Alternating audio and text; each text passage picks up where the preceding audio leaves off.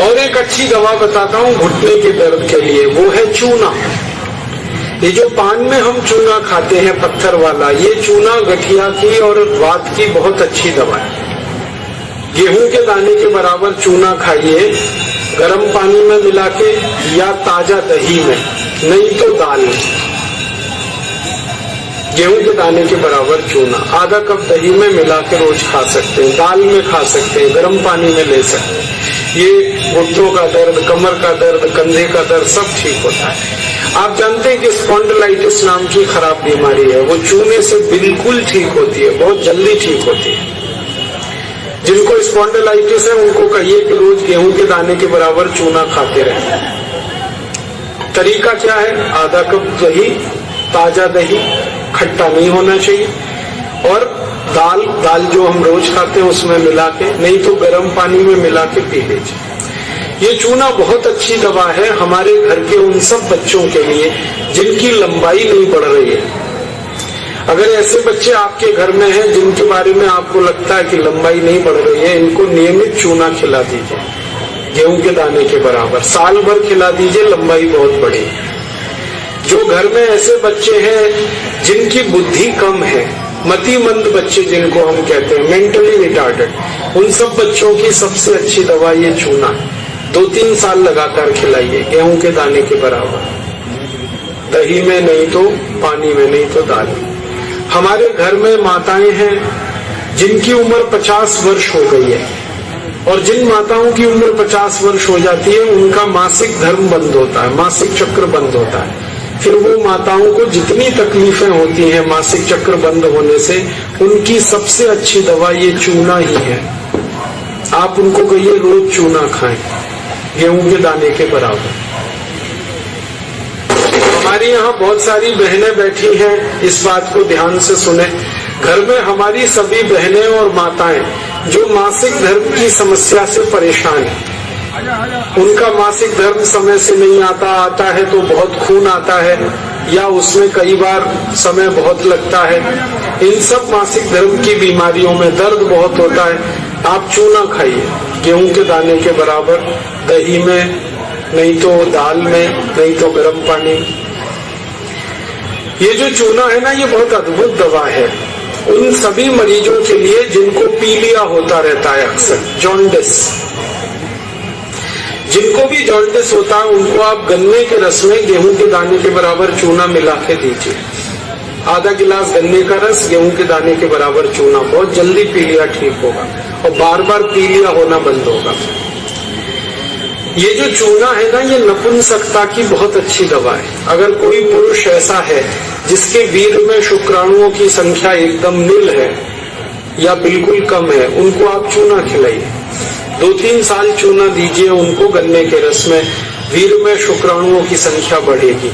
ऐसी कई माताएं जिनके शरीर में अंडे नहीं बनते, ओव्यूलेशन का उनका गड़बड़ी है, उनको आप चूना खिलाइए, बहुत जल्दी उनकी बीमारी ठीक हो। ये जो चूना है ना, आपके रीढ़ की हड्डी में कहीं कोई तकलीफ आ जाए, जैसे कई बार रीढ़ की हड्डी का जो लंबर रीजन है इसमें गैप आ जाता है, L1, L2, L3, L4 के बीच में गैप आ जाता है, इसको ठीक करने की ताकत चूने में ही है। चूना खाइए। कभी हड्डी क्रैक हो जाए तो हड्डी को जोड़ने की सबसे ज्यादा ताकत चूने में, चूना खाइए।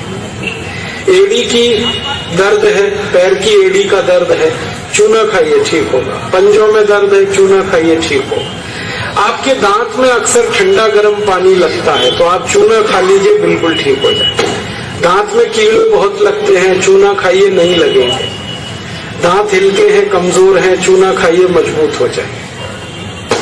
ये एक चूना 70 बीमारियों में काम आता है, 70।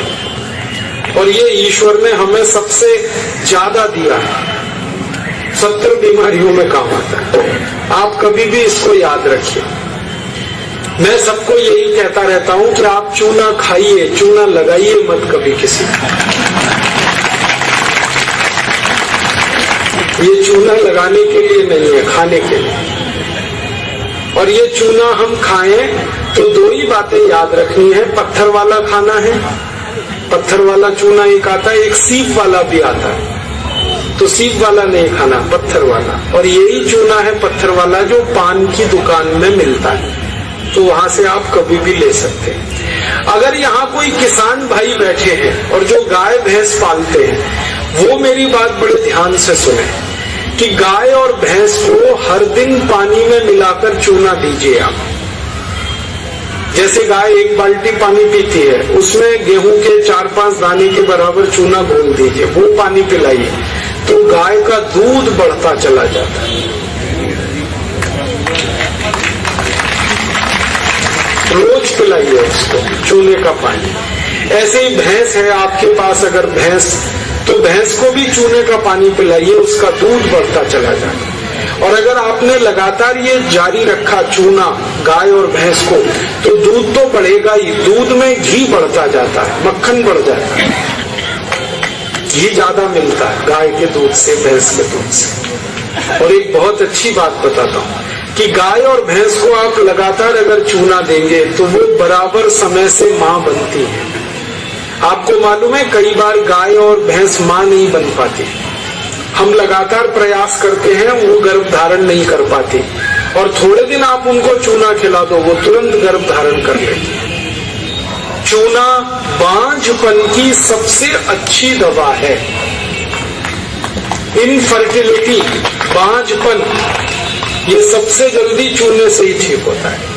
माताएं भी इस बात को सुने ध्यान से कि ऐसी अगर कोई माताएं बहनें हमारे घर में हैं जो मां नहीं बन पा रही हैं, और तरह तरह से डॉक्टर ने उनकी जांच की है, और डॉक्टर कहता है जी मेरे समझ में नहीं आता, सब चीज तो नॉर्मल है, फिर भी मां नहीं बन पा रही है, ऐसी किसी भी मां को लगातार चूना खिला दो, बहुत जल्दी मां बनेगी।